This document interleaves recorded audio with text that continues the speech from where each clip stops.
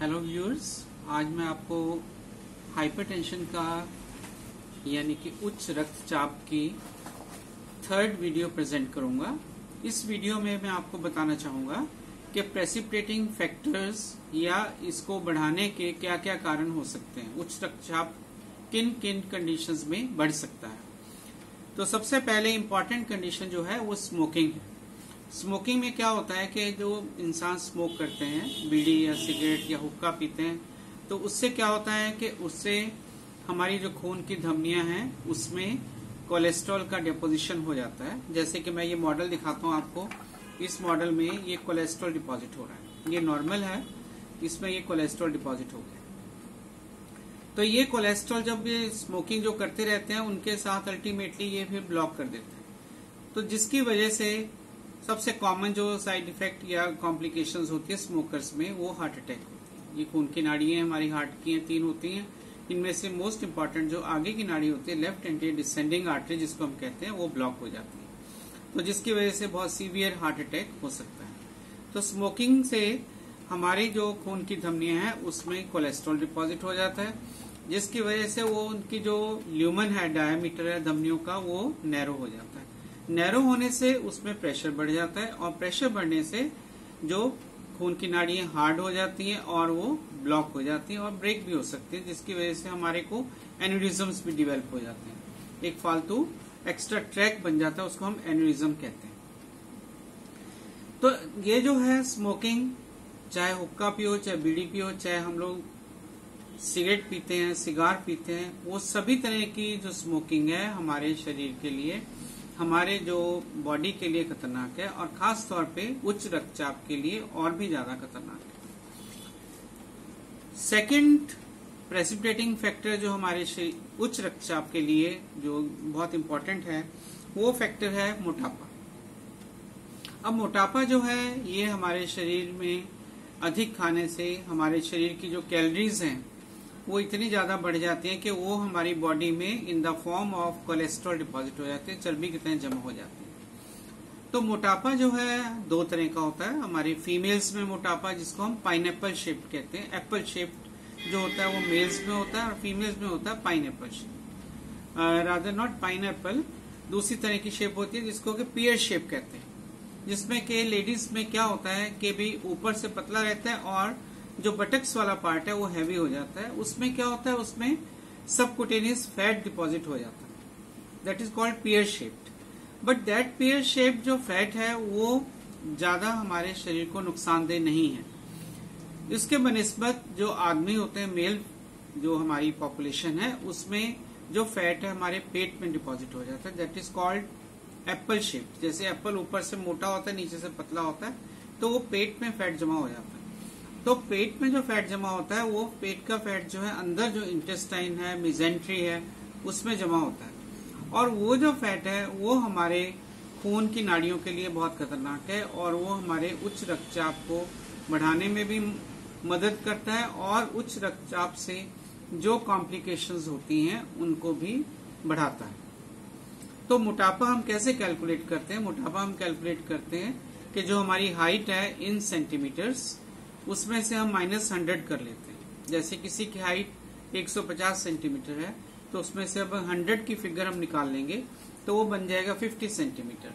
तो जो उसका आइडियल वेट शुड भी 50 किलो होना चाहिए, परंतु ये 50 किलो ना हो कि किसी का 70 किलो हो रहा है, किसी का 78 किलो हो रहा है, वो उनका ध्यान ही नहीं रहता कि हमारा वजन जो है इतना होना चाहिए। तो हमें कैलकुलेशंस के लिए एक तो ये ध्यान देना चाहिए कि हमारा आइडियल वेट कितना है।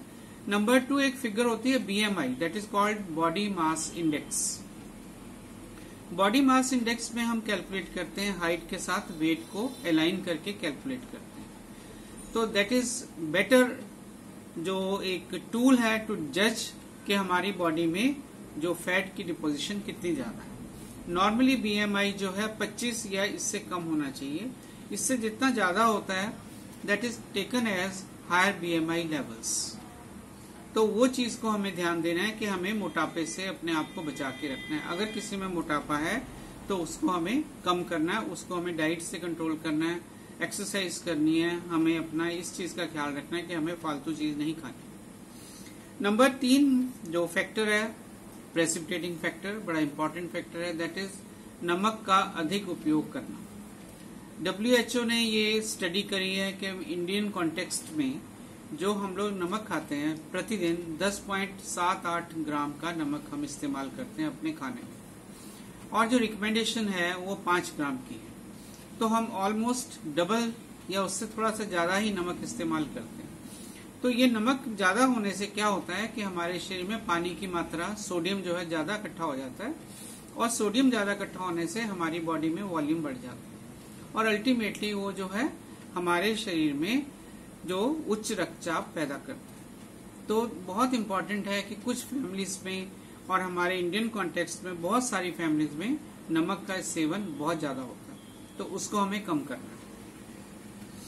उसके बाद हमारी जो जीवन शैली है, जैसे कि हमारा लाइफस्टाइल है, हम क्या है, हम सुबह लेट उठते हैं, 8 साढ़े 8 बजे उठ रहे हैं, 10 बजे उठ रहे हैं, रात को 11-12 बजे सो रहे हैं, दिन में हम कोई एक्सरसाइज नहीं करते, अपने काम पे गए, आजकल वर्क फ्रॉम होम चल रहा है। तो इन सब चीजों को मद्देनजर रखते हुए हमें अपनी जो जीवन शैली है उसको निष्क्रिय ना बनाकर सक्रिय बनाने की जरूरत है, जिसमें कि एक्सरसाइज आती है, योगा आती है, और घर के हमें घरेलू कामों में हमें एक दूसरे की मदद करनी चाहिए, जिससे कि हमारे शरीर के जो अंग हैं काम करते रहें, हमारे मसल्स जो हैं डेवलप हों और हमारी कैलोरीज बर्न हो। अब ये देखने में आया है कि भी हमें जो एक्सरसाइज है वो कम से कम 30 से 40 मिनट पर वीक होनी चाहिए। 30 से 40 मिनट हफ्ते में ये करनी चाहिए, हर इंसान को इतनी एक्सरसाइज करनी चाहिए। और ये एक्सरसाइज क्या हो सकती है, वॉक हो सकती है, जैसे कि हम पैदल वॉक करें, फास्ट वॉकिंग, जॉगिंग हम कर सकते हैं, साइकिलिंग, स्विमिंग, और योगा की एक्सरसाइज कर सकते हैं। जो भी आसन हम कर सकते हैं वो हमें करने चाहिए। परंतु योगा जो करते हुए हमें पहले फिजिशियन का कंसल्ट जरूर लेना चाहिए कि हमें कौन कौन से आसन आपको एडवाइस किए गए हैं और कौन कौन से आसन आप कर सकते हैं या योग्य हैं आप वो करने के लिए। उसके बाद एक बहुत इंपॉर्टेंट फैक्टर नेक्स्ट जो गिना जा रहा है वो है कि मेंटल टेंशन, जो तनाव में रहते हैं, मानसिक तनाव। मानसिक तनाव आजकल के लाइफ स्टाइल का एक पार्ट ही बन गया, अंग बन गया। तो मानसिक शैली को, मानसिक तनाव को हम कम कैसे कर सकते हैं, उसमें सबसे इम्पोर्टेंट पार्ट आता है कि हम अपना जीवन जो है सक्रिय करें। एक तो ये बात है। नंबर 2, हम क्या कर सकते हैं कि अपने जीवन में हम मेडिटेशन को इंट्रोड्यूस करें। मेडिटेशन में क्या है कि ध्यान लगाना, जिसमें कि हम 15-20 मिनट, आधा घंटा, जितना भी समय हम निकाल सकते हैं अपने मन को कंट्रोल करें, जिससे कि हमारे मन को कंट्रोल करने से हमारे हृदय की गति पे कंट्रोल आता है, हमारे उच्च रक्तचाप पे कंट्रोल आता है, बाकी हमारे ब्रेन के जो स्नायुज होते हैं यानी कि नर्व्स होती हैं वो भी हमारी कंट्रोल होती है। फिर उसके बाद इसी लाइफ स्टाइल का या शैली का एक अलग पार्ट है शराब का सेवन होना। देखने में ये आ रहा है कि हमारी जो यंग जनरेशन है बहुत ज्यादा शराब का सेवन कर रही है, हर फंक्शन में, हर सोशल ड्रिंकिंग क्या ज्यादा वो करने लग गई है।